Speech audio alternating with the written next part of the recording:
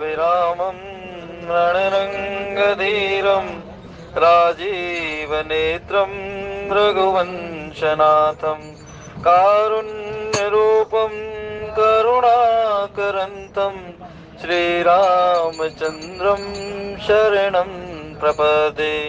मनोजवं मारुततुल्यवेगं जितेन्द्रियं बुद्धिमतां वरिष्ठं वातात्मजं वानरयूथमुख्यं श्रीरामदूतं शरणं प्रपदे। श्रीरामदूतं शरणं प्रपदे। भगवान मेरी नैया उस पार लगा देना। भगवान मेरी नैया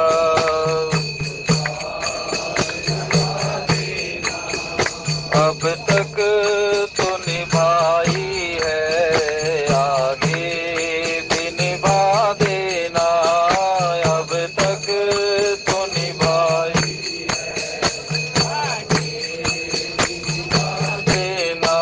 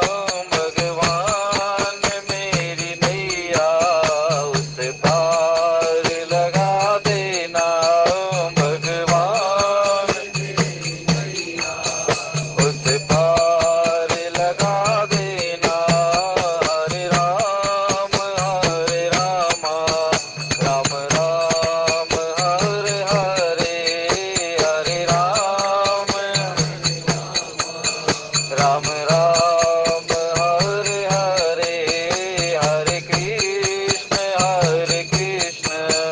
कृष्ण कृष्ण हरे हरे, हरे कृष्ण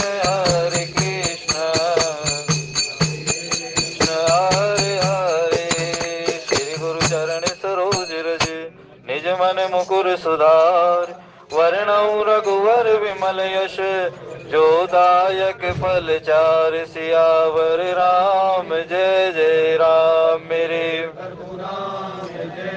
मौसम दीन न दीन हित, तुम समान रघुवीर। अस विचार रघुवंश मणि, हरहु विषंभव वीर। राम अमित गुण सागर, थाह कि पावै कोई।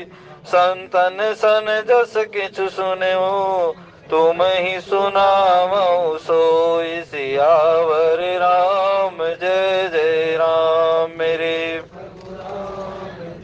जय राम। बोले सियावर रामचंद्र महाराज की। आप सभी के हृदय में स्थित परम ज्योति स्वरूप परमात्मा श्री राम, भक्ति स्वरूपा माता जानकी को मेरा प्रणाम। जय सिया राम। श्री रामचरितमानस के अंतर्गत बहुत सुंदर प्रसंग है। मंथरा और माता कैकेयी का संवाद। हमें और कुछ नहीं करना आता हो तो एक बात समझ लें बस, राम सुखदास जी की इस बात को मान लें, हे नाथ मैं आपका हूं और आप मेरे हैं। बस यदि इस बात को भी कोई व्यक्ति दृढ़ कर लेता है तो भी उसका पतन नहीं हो पाता, लेकिन हम इस बात को दृढ़ नहीं कर पाते। अब उस दृढ़ता की परीक्षा कब होती है? जब हमें कुसंग प्राप्त हो जाता है। किसी भी चीज की या किसी भी भाव की परीक्षा तब होती है जब हमें कोई संग बदल जाता है हमारा। हम आज सत्संग में बैठ रहे हैं, लेकिन कल मान लीजिए हम सत्संग के डब्बे में ना बैठे, या कल हमें दैववश या परिस्थितिवश हमें भागकर गाड़ी मिले, या हम दूसरे डब्बे में बैठ जाएं, वहां हमारी परीक्षा होगी। क्या हम वहां भी राम का चिंतन करते हैं? क्या हम वहां अपने जो हमारे बैग में मानस जी हैं, क्या हमारे बैग में जो रामायण जी हैं, या हमारे फोन में जो ऐप है, क्या हम उसका वहां भी पाठ करते हैं, या केवल हम यही सत्संग में पाठ करते हैं? भाई, इसलिए राम कहीं एक जगह का नहीं है, वो केवल सत्संग में बैठने का नहीं है। राम सब पर परम प्रकाशक जोई, सभी पर समान रूप से, सब जगह सर्वत्र जिसका समान रूप से प्रकाशित जिसको कर रहा है ना, वो उसका नाम राम है, जो सर्वत्र ही समान रूप से दिखाई देता है हमें। भाई, हम आज भी सत्संगी हैं तो हम कल भी सत्संगी रहेंगे। यदि हम आज भी कीर्तन भजन कर रहे हैं तो हम कल भी भजन करेंगे। इसलिए कहते हैं भोजन और भजन तो ये जवानी का ही होता है। भाई, आज जिसने भजन कर लिया ना, उसको बुढ़ापे में भजन करने में कोई कठिनाई नहीं आएगी, लेकिन जो आज भजन नहीं कर पा रहा वो आगे भी भजन नहीं कर सकता है। बहुत से लोगों में, हमारे साथ भी आते जाते हैं, बहुत से लोग यही कहते रहते हैं कि अभी तो बहुत समय है, अभी तो पूरी उम्र पड़ी है भजन करने के लिए, अभी से क्या आवश्यकता है। भाई, अगली गारंटी ले सकते हो कि अगला पल आएगा या नहीं आएगा? श्री राम जय राम। श्वास श्वास में हरि भजे, वृथा श्वास न खोए, न जाने इस श्वास का फिर आवरण हुए ना जाने कब कौन घड़ी में तेरा बुलावा आ जाए। पता नहीं भाई बुलावा किस उसमें आ जाएगा। अब ये बुलावा, कोई कहता राम को बुलावा आता है, कोई कहता काल का बुलावा आता है, लेकिन बुलावा किसका आता है, इस बात पर विचार करना चाहिए। जब हमारी संगति बिगड़ती है तो भी बुलावा ही होता है, क्योंकि प्रत्येक विषय हमें अपनी आप को खींचता है हमारे अपनी तरफ हमें, लेकिन हम क्या कर लेते हैं, हम तुरंत चले जाते हैं उसकी तरफ। क्यों? हमारे में सबलता नहीं है। और वो सबलता कैसी होनी चाहिए? अपनी सबलता नहीं।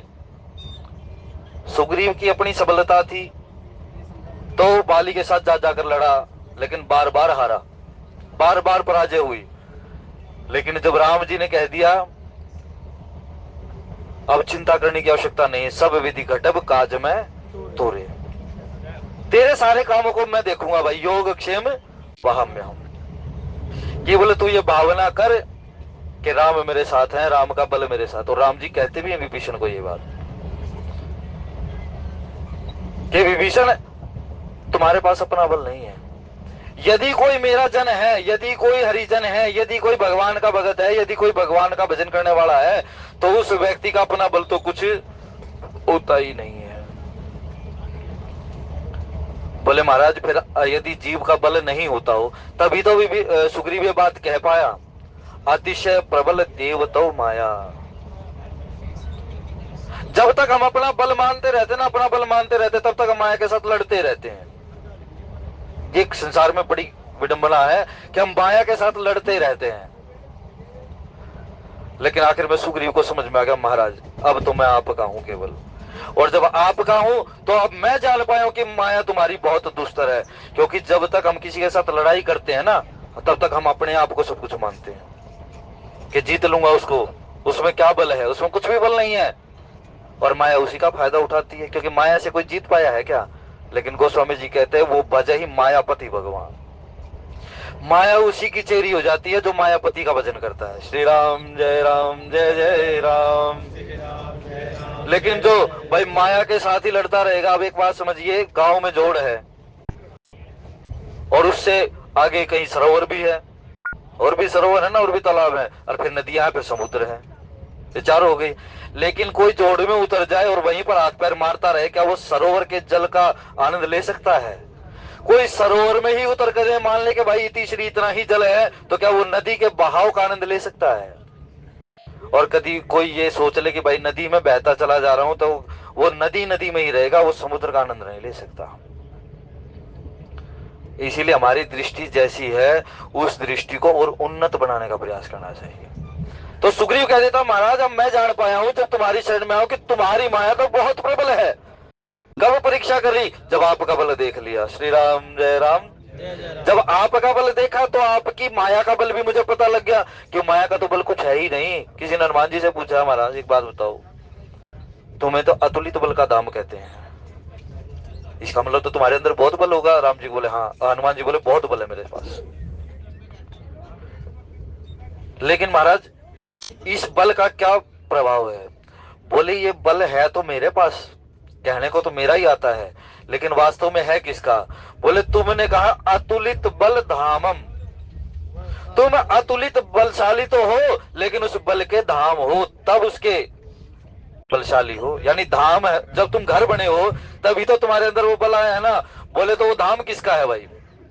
बोले वो जो धाम है, ये तो हनुमान है ये धाम, लेकिन इस धाम में जो वस्तुएं हैं, यानी जो बल रूपी वस्तु है ना, वो मेरे राम की है। इसलिए अपने आप को ऐसा बनाइए, हमें अपने आप को ऐसा बनाने का प्रयास करना चाहिए कि महाराज संसार में सारे कृत्य करने का बल तो आप दे रहे हो, संसार में सारे काम करने की बुद्धि तो आप दे रहे हो, विवेक तो आप प्रदान कर रहे हो, लेकिन इस विवेक की जो उत्कृष्टता है, या इस विवेक का जो शुद्ध विशुद्ध ज्ञान, विज्ञान रूपी जो स्वरूप है ना, वो आप ही हो। क्योंकि राम को एक अखंड ब्रह्म कहा गया। राम ही केवल और केवल ज्ञान का स्वरूप है। संसार में किसी को ज्ञान नहीं है भाई, ज्ञानी मूड न कोई। और इसका मतलब ये नहीं कि ज्ञानी नहीं है तो मूड भी नहीं, मूड होगा वो आदमी। ना कोई संसार में ज्ञानी है, ना कोई मूड है। केवल और केवल व्यक्ति एक चीज को मान लेना कि भगवान मैं आपका हूं और आप मेरे हो, तो फिर वो सुग्रीव जैसा राज्य करने वाला हो जाएगा भाई। हनुमान जी महाराज तो स्पष्ट उपदेश देते हैं, राम जी की शरण में चले जाओ और लंका अचल राज तुम करहूं। एक राम जी की शरण में जाने से तुम लंका का अचल राज्य कर पाओगे। रावण कहता मैं अचल राज्य नहीं कर रहा। बोले तू अचल राज्य करता तो यहां वहां नहीं फिरता। अचल राज्य तो वही करता है जिसका राज्य उसके बिना भी चल रहा है। श्री राम जय जय राम। श्री राम जय जय। लेकिन तुझे तो तेरी बहन ने आके चेता दिया कि यहाँ मदिरा पीकर पड़ा रहता है, ज्ञान नीति को जानता है लेकिन उसका उपयोग करना नहीं जानता। देखो ज्ञान जानना अलग बात है और ज्ञान को उपयोग करना अलग बात है। तुम्हें ज्ञान तो है, तुम वेदों के ज्ञाता तो हो, लेकिन उस ज्ञान को अपने जीवन में नहीं उतार पाए। अनेकों प्रकार से समझाया। माता कैकेयी के पास राम रूपी ज्ञान तो है, लेकिन उस ज्ञान का विवेक नहीं, वो दशरथ जी को नहीं समझ पाई। आगे जो प्रसंग आएगा 22वें 23वें दोहे में जो आगे आएगा, दशरथ जी महाराज के प्रति कुछ लोग दशरथ जी महाराज को इतना कामी प्रदर्शित करते हैं संसार में, लेकिन कामना किसके अंदर नहीं है भाई? काम के बिना तो संसार ही नहीं है। और काम का मतलब एक ही नहीं होता, काम के मतलब बहुत ज्यादा होते हैं। काम का तो विस्तृत बहुत स्वरूप है। किसी भी प्रकार की लेश मात्र भी लालसा वो काम का स्वरूप है। पुत्र की इच्छा हो गई, संतान की भी इच्छा हो गई, ये भी काम का स्वरूप है। अपने शरीर को संवारने की कामना भी हो गई, ये भी काम का स्वरूप है। भाई काम से बच कहां पाओगे। इसीलिए गोस्वामी जी ने हाथ खड़े कर दिया आखिर में जाकर, काम ही नारी प्यारी जिमी, लोभी ही प्रिय जिमी दाम, तिमि रघुनाथ निरंतर, प्रिय लागो मोहि राम, सियावर राम जय जय राम। तो मंत्रा समझाती है, देखो गुरु मिलना बहुत आसान बात है। गुरु मिल जाना किसी को बहुत आसान बात है, लेकिन शिष्य हो जाना बहुत कठिन बात है। नारद जी महाराज मिले माता पार्वती को गुरु, और वो कह देती है कि भाई मैं तो नारद वचन न मैं परिहर हूं, मैं नारद जी के वचनों का त्याग नहीं कर सकती। अपने गुरु पर इतना दृढ़ विश्वास, का अपराध रमापति की ना, मेरे गुरु अपराध नहीं कर सकते, जरूर भगवान ने कोई अपराध किया होगा। इतनी दृढ़ निष्ठा गुरु में। वो सप्तऋषि आकर समझाते हैं, अरे वो तो कुमंगल वेश को धारण करने वाला है, ना घर है ना घाम है, कुछ नहीं उसके पास, कहां खाओगे वहां। इससे बढ़िया तो सुंदर नारायण है, नारायण को जाकर वर्ण करो। तो कहती कोई बात नहीं, भले ही हो, तुम थोड़े से लेट हो गए। श्री राम जय जय राम। सप्तऋषियों को कहती है माता पार्वती, तुम थोड़े से लेट हो गए, थोड़ी देर पहले आ जाते, थोड़ा समय पहले आते। जब तक मैंने वृत्ति धारण नहीं की थी ना, शंकर जी को जब तक मैंने अपना नहीं माना था, तब तक तुम आ सकते थे। लेकिन मैंने शंकर को अपना मान लिया, तो भाई अब चाहे घर बसे और चाहे उजड़े, लेकिन बढ़ाना तो शंकर जी को ही अपना है। ऐसी दृढ़ निष्ठा हो कि कई जी के पास ये नहीं हो पाई। कौशल्या को सहज स्नेह है, क्योंकि उनके पुत्र है, और कैकेयी जी उनका पालन करती है। और भाई जिसका पालन करोगे उस पर स्नेह हो ही जाएगा, और स्नेह ऐसा है जो घटता और बढ़ता रहता है। श्री राम जय जय राम। प्रेम घटता बढ़ता नहीं है, स्नेह घटता बढ़ता है। वही स्नेह जिसके बारे में कुठाराघात किया मंत्रा ने, आज वो राम से परिवर्तित होकर भरत पर चला गया। लेकिन ज्ञानी का स्नेह कैसा है? कौशल्या जी ज्ञानी है, वो भरत में भी राम का ही स्वरूप देखते हैं। भरत तुम आ गए, मैंने सोचा राम आ गया। फिर भरत पूछते हैं, क्या मैं और राम, मुझ में और राम में कोई भेद है? बोले ये तुम आत्मा कहते ही नहीं, भरत ही राम ही की अनुहारी। ये तो कोई कहते हैं, ये तो जनकपुर के वासी कह चुके हैं कि ये तो देखो ऐसा ही लगता है बिल्कुल जैसे वही आ गया हो। तो इसलिए भेद तो है ही नहीं। तो भाई ज्ञान का स्वरूप और प्रेम का स्वरूप जो है ना, दोनों अलग अलग सीढ़ियां हैं। कोई ज्ञान मार्गी होता है, कोई प्रेम मार्गी होता है, तो दोनों में भेद कोई नहीं है, पहुंचेंगे वहीं तक, है उसी का, क्योंकि ज्ञान भी उसी से प्रकट है और प्रेम भी उसी से प्रकट है। जो वृक्ष फल देगा वो वृक्ष छाया भी देगा। इसीलिए जिस वृक्ष में जल डाला जाएगा उसी वृक्ष की बाढ़ भी की जाएगी। ऐसे ही राम सब कुछ देने वाले हैं, लेकिन जीव को केवल ये केन प्रकारेण सर्व भावेन उसको परमात्मा राम से जुड़ जाना चाहिए बस। भानु कमल कुल पोषनिहारा, बिनु जल जारी करई सोई छारा। अब मंत्रा समझाती है कि सूर्य जो कमल होता है ना, सूर्य, अब सूर्य क्या काम करता है? सूर्य से ही, सूर्य के प्रकाश से वो कमल जो है अपने पोषण को प्राप्त करते हैं। लेकिन उसी सूर्य से जब वो जल नहीं हो पाता तो वो सूर्य उनको जला देता है। इस बात को सुंदरकांड में हनुमान जी महाराज ने कहा, सब कुछ है तेरे पास, लेकिन राम विमुख संपत्ति बिनु पाई। राम के विमुख, और तू संपत्तिवान है, लेकिन राम के विमुख होकर यदि तू संपत्तिवान बना तो फिर तेरा कुछ नहीं है। ऐसे वो जो सूर्य पोषण प्रदान करने वाला है, यदि वही सूर्य उस कमल को जल के बिना देख ले तो उसको सुखा डाल देता है। इसलिए भक्ति मार्ग पर चल रहे हो तो भक्ति मार्ग में श्रद्धा और विश्वास ये बहुत आवश्यक है। श्री राम जय जय राम। और जब ये दोनों हो जाएंगे ना, तब कहीं जाकर निष्ठा टिक पाएगी भाई। यदि जे श्रद्धा संबल रही तो नहीं संतन कर साथ, तिन कहु मानस अगम अति जिन्हि न प्रिय रघुनाथ। जिनके मन में ना श्रद्धा है ना विश्वास है, उनकी निष्ठा कभी दृढ़ नहीं हो सकती है।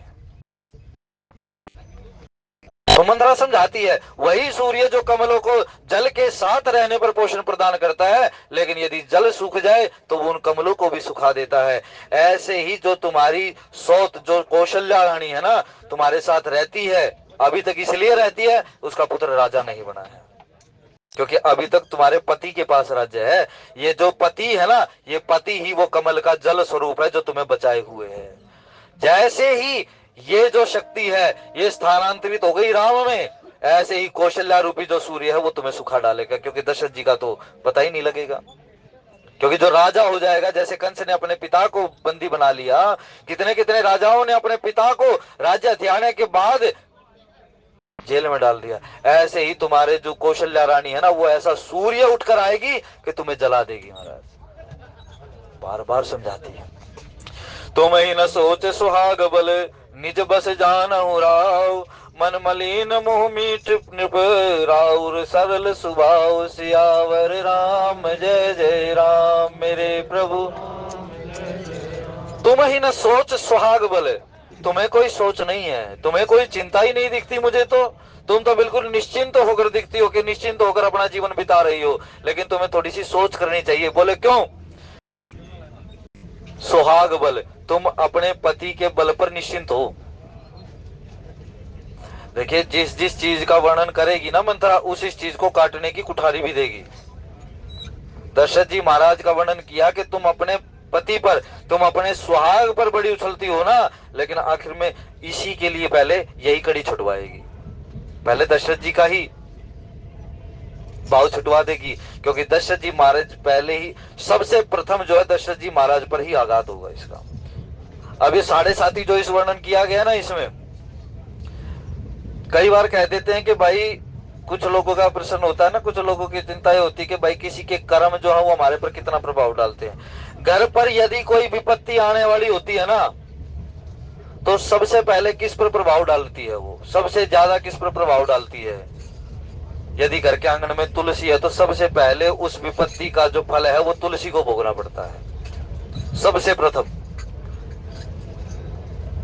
यदि घर के आंगन में तुलसी दल है, तुलसी वृक्ष लगा हुआ है, तुलसी का समूह है ना, तो घर पर यदि कोई विपत्ति आने वाली होगी, कोई रोग आने वाला होगा, तो सबसे पहले उसका प्रभाव तुलसा पर होगा, उसके पश्चात वो घर में प्रवेश करती है।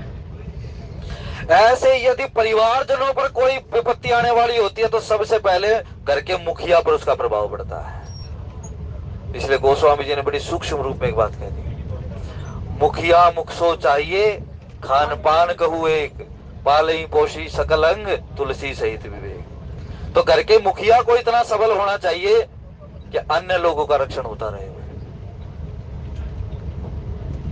लेकिन क्या होता है, कुछ की बुद्धि तो बड़ी हो जाती है, कुछ घर के बड़े तो हो जाते हैं, लेकिन वो अपनी बुद्धि का पूरा प्रयोग नहीं कर पाते। तब उन्होंने कहा, तुम ही न सोच सुहाग बल, तुम अपने पति के बल पर निश्चिंत होकर रहती हो, लेकिन निज बल जानऊ राऊ, और तुम ये भी सोचते हो कि राजा मेरे वश में है।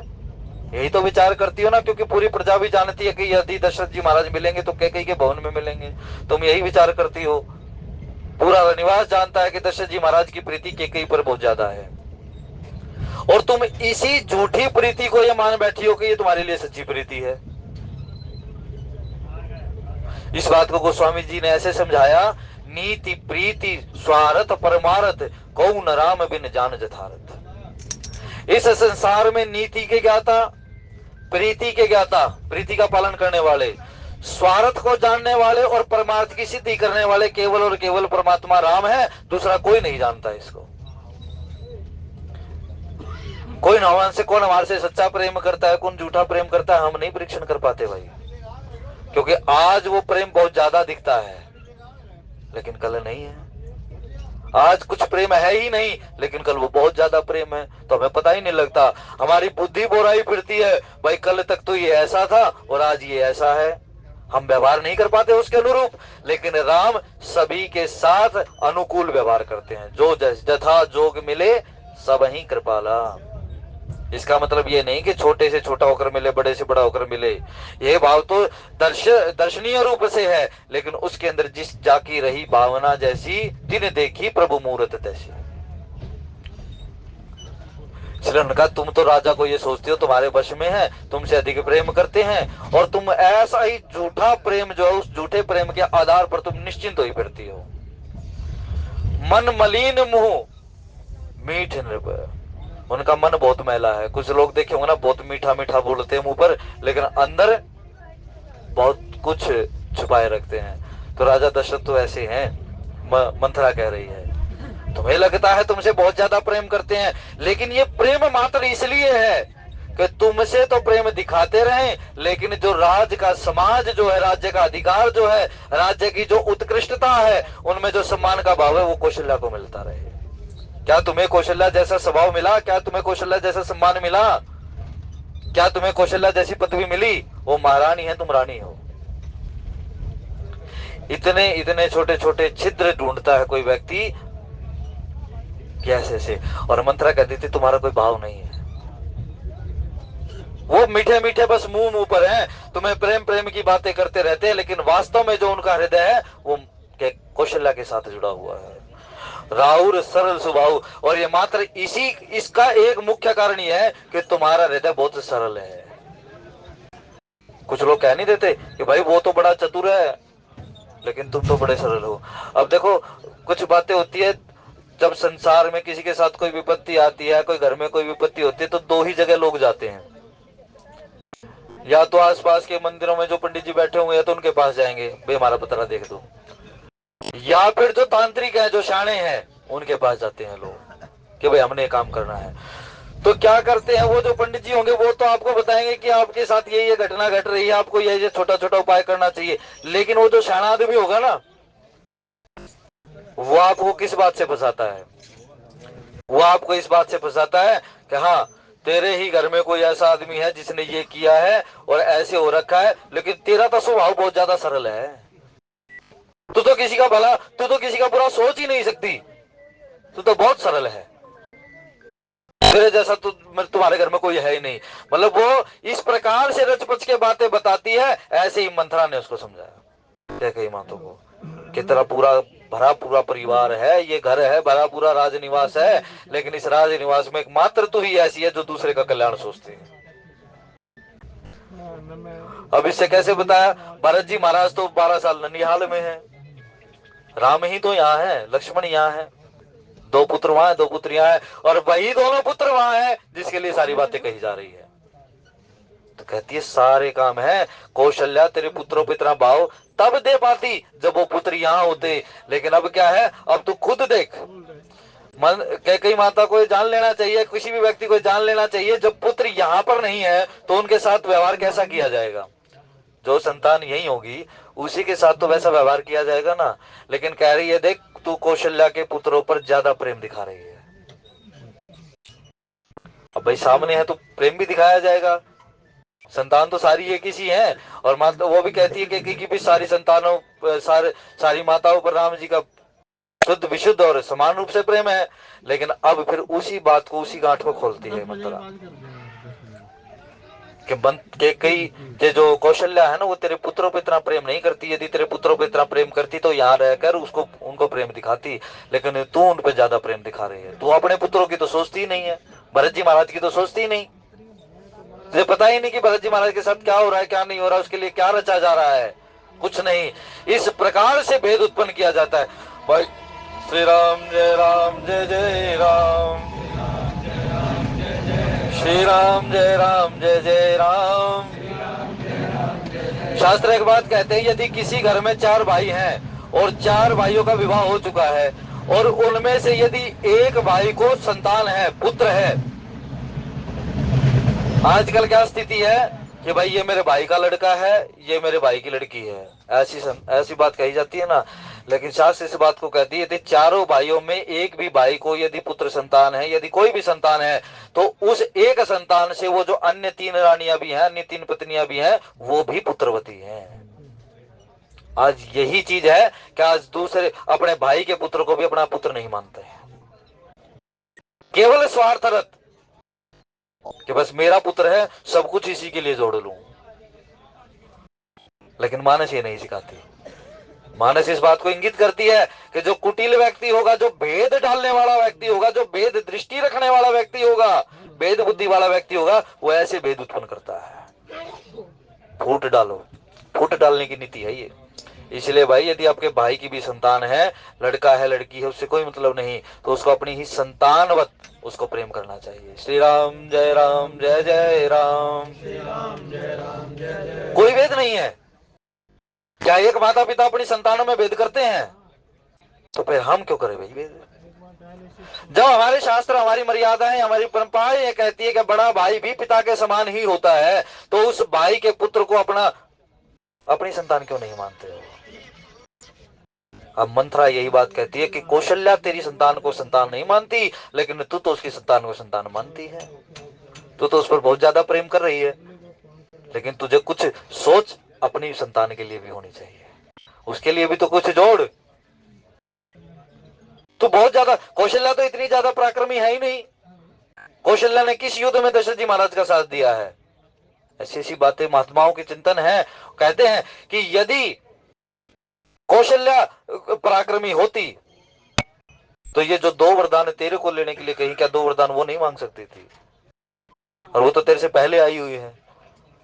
क्या उनके पास इतना सामर्थ्य नहीं था कि वो अपने आप को इतना ज्यादा दिखाती कि महाराज मैं भी कुछ चाहती हूँ? लेकिन नहीं, कहती तू पराक्रमी थी और है, तू युद्ध कौशल को जानने वाली है, तू राजनीति को जानने वाली है, तो सभी प्रकार की राज्य व्यवस्था को संभाल सकने में समर्थ है। इसीलिए कह रही हूं, यदि तू समर्थ है तो राज्य तेरे पास ही होना चाहिए, क्योंकि जो समर्थ होगा वही तो अपनी संतान को समर्थता के गुण देगा। हमारे पास ही गुण नहीं तो अपनी संतान को क्या देंगे भाई? श्री राम जय राम। हमारे पास ही यदि शुद्ध भाव नहीं, हमारे पास ही यदि भगवत नाम नहीं है, हमारे पास ही ग्रंथ का आधार नहीं है, तो अपनी संतानों को क्या देंगे? इसलिए बहुत प्रकार से भेद डालती है मंथरा, और कैकेयी की बुद्धि में ये भेद बैठ जाता है।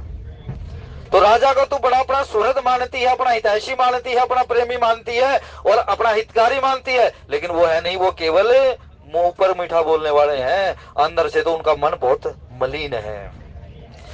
चतुर गंभीर राम महतारी, बिच पाई निज बात सवारी, पठई भरत भूप ननियौरे, राम माँ तुमत जानब रौरे। चतुर गंभीर राम महतारी, अब यहाँ एक तरह से उसका स्वभाव भी बताया, क्योंकि आगे जाकर दशरथ जी महाराज, इनको कौशल्या जी को और जनक जी महाराज को एक ही बताया गया, ये दोनों ज्ञानी हैं, इसलिए ज्ञानी व्यक्ति का गंभीर होना बहुत आवश्यक है।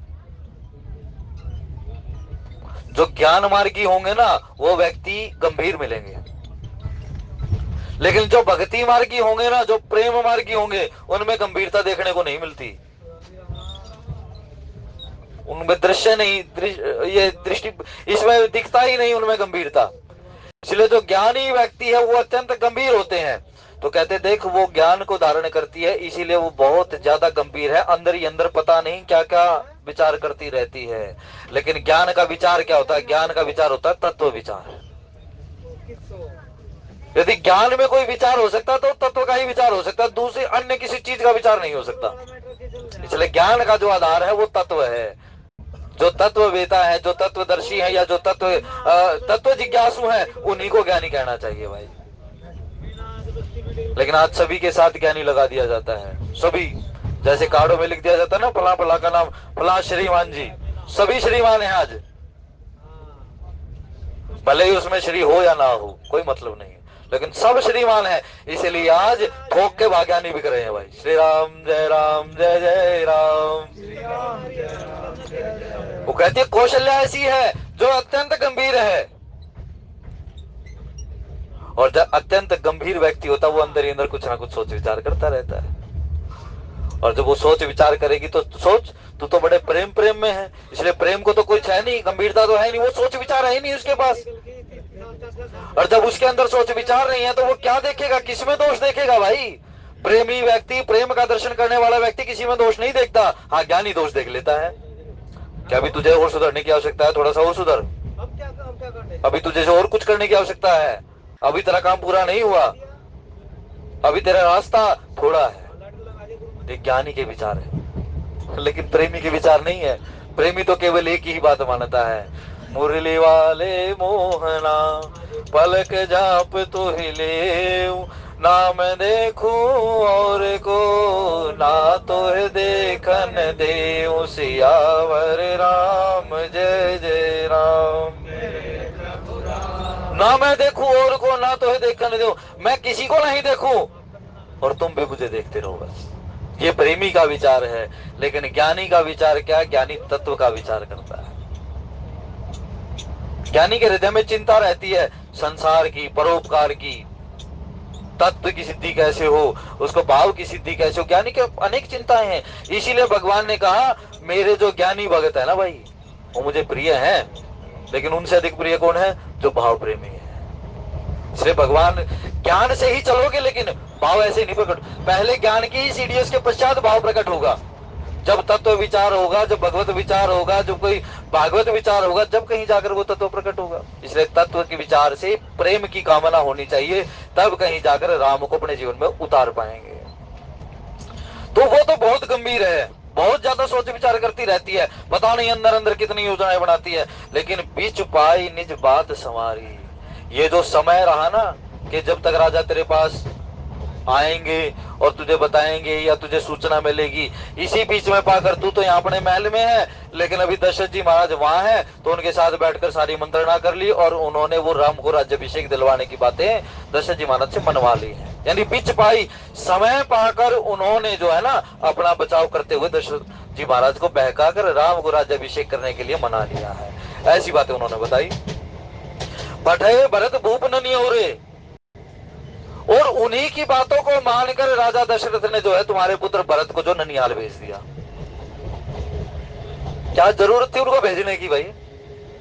ये पुत्र भी तो अपने ननिहाल जा सकते थे, ये तो नहीं गए, लेकिन उन दोनों को ही भेज दिया। एक छोटा भाई शत्रुघ्न है, यदि वो कुछ आपत्ति करता तो उसको भी साथ में लगा दिया, जा तू भी जा। वो वैसे ही कुछ नहीं बोलता और उसको कह दिया तुम यहां से चला भी जा। क्योंकि ना बोलने वाले व्यक्ति, पता नहीं, जो गूंगे व्यक्ति होते हैं ना, उन गूंगे व्यक्तियों को बुलाने की भी एक विधा होती है। आज क्या स्थिति होती है देख लेते, भाई ये गूंगा है, ये बोल नहीं सकता, लेकिन शास्त्र में उसके भी विधान है। और हमने देखा भी जो व्यक्ति मुख से बोल नहीं पाता, उस व्यक्ति को भी बोलते हुए देखा भाई अनुष्ठानों से। घर पे जो शंख बजाया जाता है, इसको क्यों बजाया जाता है? इसके कारण कई है। कुछ कुछ अनुष्ठान ऐसे हैं। तो उन्होंने कहा कि अब जो बोलता नहीं है, हो सकता है वो इस कृत्य को देखते हुए बोल भी पड़ता। तो उस चतुरता के कारण, उस चतुरता को धारण करते हुए कौशल्या ने जो है दशरथ जी महाराज को अपने वश किया, अपनी वाक्पटुता से, अपने ज्ञान के आधार पर उन्होंने वश किया, उस विचार के वश कर लिया, और जो तुम्हारे पुत्र भरत जी महाराज को ननिहाल भेज दिया। महाराज राम मातु मत जानवर हो रहे, जो ये भरत जी महाराज अपने ननिहाल गए हैं ना, इसमें भी कौशल्या जी की मति जानिए आप, कौशल्या की सम्मति जानिए, ये कौशल्या का ही विचार जानिए, कौशल्या की ही योजनाएं जानिए इस बात को कि भरत जी महाराज को वहां भेज दो, कोई भी इसमें कहते ना अड़चन देने वाला नहीं रहेगा। से वही सकल सवति मोहिनी के गर्भित भरत मातु बल पी के, सालु तुम्हारे कौशली माई कपट चतुर नहीं होई जनाई, मंगल भवनी अमंगल हारी सेवई सकल सवती मोहिनी के। अब कौशल्या ये बातें समझती हैं कि सेवक सेवई सकल सवती मोहिनी के। कौशल्या माता ये समझती है कि सब सोते तो मेरी अच्छी तरह से सेवा करती हैं, यानी जितनी भी रानियां दशरथ जी महाराज की है, तो कौशल्या जी के मन में ये विचार है, मंथरा समझाती है कि कौशल्या जी तो ये विचार करती कि जितनी भी अन्य रानियां हैं वो सारी मेरी अच्छी तरह सेवा करती, क्योंकि मैं बड़ी रानी हूं, और जब बड़ी रानी हो तो मेरी अच्छी तरह सेवा करेंगे भी वो, क्योंकि मैं महारानी भी हूं। तो ये विचार करती। गर्भित भरत मातु बल पी के, लेकिन एक भरत की मां ही पति के बल पर गर्व करती है। बस बार बार समझाती कि कौशल्या को तो पद भी मिल गया, कौशल्या को यश भी मिल गया, वो तो उन सभी को कहती है। और उसके दूसरी चीज ये हो गई कि वो तुमसे सबसे बड़ी हो गई। सबसे बड़ी होने के कारण वो सोचती है कि वो पूजनीय हो गई है। यही तो समझती है कि गर्व आ गया उसमें। लेकिन एकमात्र भरत की ही मां ऐसी है। अब ये कुटिलतापूर्ण वचन है, कहीं भरत नाम ले रही है, कहीं दशरथ जी महाराज नाम ले रही, लेकिन कहती है, और कहती है एक भरत की मां ऐसी है जो ना तो अपने पद को देखती, ना अपनी सोतों को देखती, कुछ नहीं देखती, वो बस आंखें मूंद कर अपने पति पर विश्वास कर रही है बस। लेकिन तुम्हें विचार करना चाहिए कि वो कौशल्या क्या कर रही है और तुम क्या कर रही हो। कुछ तो सोचो विचारो ना। फिर कहती है साल तुम्हार कौशली ही माई, और कहते इसी से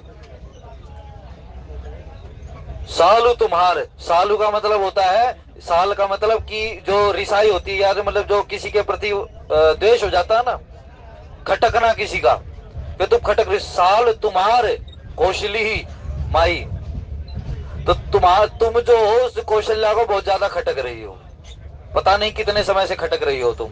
और आज वो कहती है ये खटका समाप्त कर देना चाहती है वो, क्योंकि वो खुद तो कुछ कर नहीं सकती।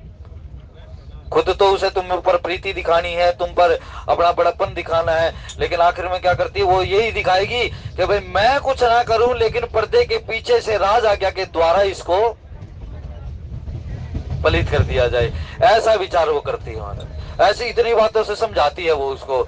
और फिर कहती है कपट चतुर नहीं होई जनाई, और वो कपट करने में इतनी चतुर है कि कोई उसको जान नहीं पाता। कपट खुद कर रही है और कपट दिखा रही है कौशल्या माता में।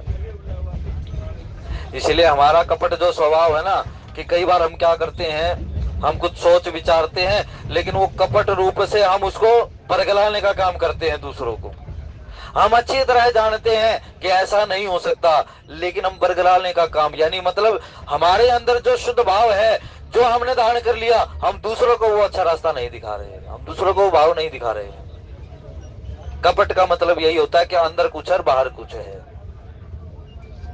तो उन्होंने कहा वो कपट करने में बहुत चतुर है, बाहर बाहर से तो तुम्हें ये दिख रही है कि वो तुम्हारी हितैषी है और तुम पर प्रेम रखने वाली है, तुम्हें अपनी छोटी बहन मानने वाली है, लेकिन अंदर से उसके अंदर इतना कपट भरा हुआ है, अंदर ही अंदर तुम्हारी जड़ खोद रही है। महाराज श्री राम जय राम जय जय राम। तो इतने भली प्रकार से अनेकों अनेकों प्रकार से उसको समझाती है कि तुम कहां किस अंधेरे में डूबी हुई हो, थोड़ा बहुत प्रकाश का ज्ञान भी करो ना, कुछ आगे देखने का भी प्रयास करो। राज ही तुम पर प्रेम विशेषी, सवति सुभाव सकई नहीं देखी। राजा दशरथ का तुम पर बहुत ही अधिक प्रेम है, सवति स्वभाव सकई नहीं देखी।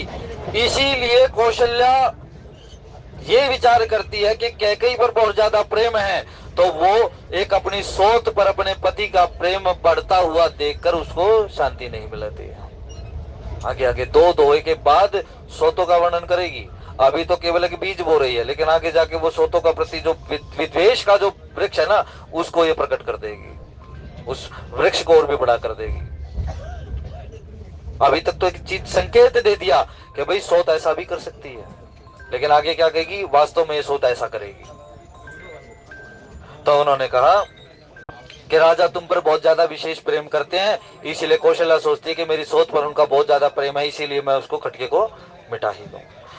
रचि प्रपंच भूप ही अपनाई, राम तिलक हित लगन धराई। और रचि प्रपंच, उसने षड्यंत्र रचा, उसने योजनाएं बनाई, उसने अनेकों प्रकार से जो राजा दशरथ को बहलाने का काम किया।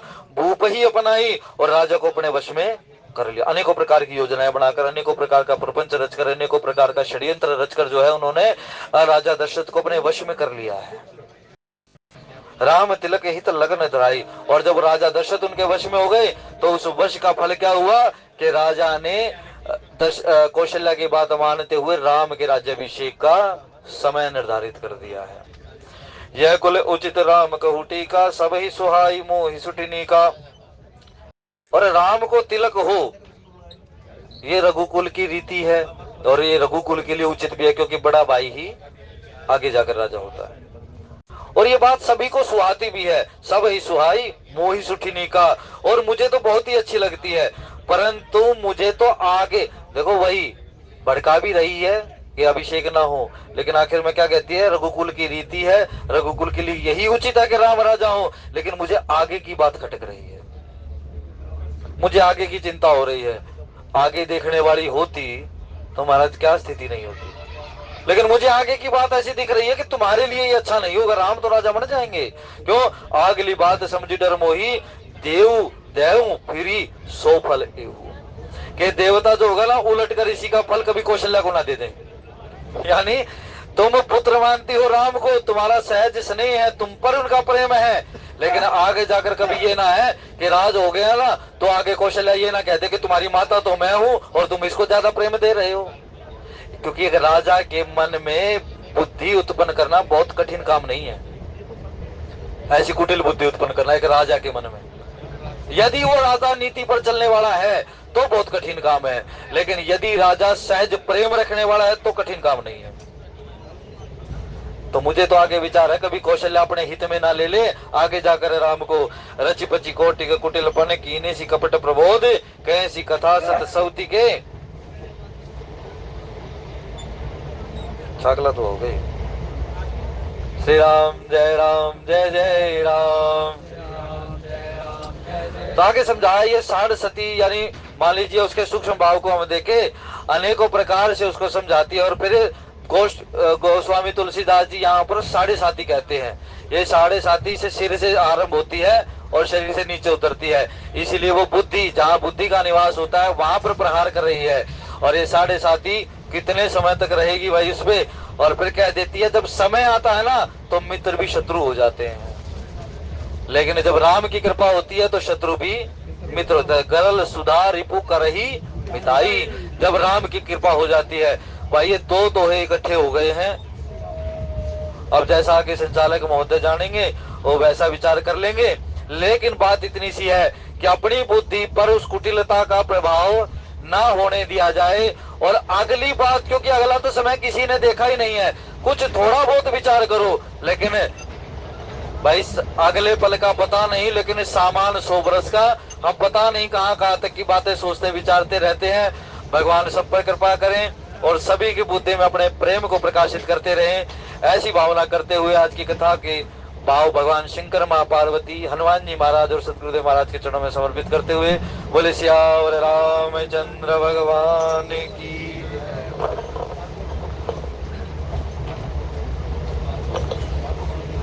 नीरज जी का बहुत बहुत धन्यवाद, कथा के बहुत ही सुंदर भाव। अब सभी मिलकर आरती करेंगे और आरती करवाएंगे भाई।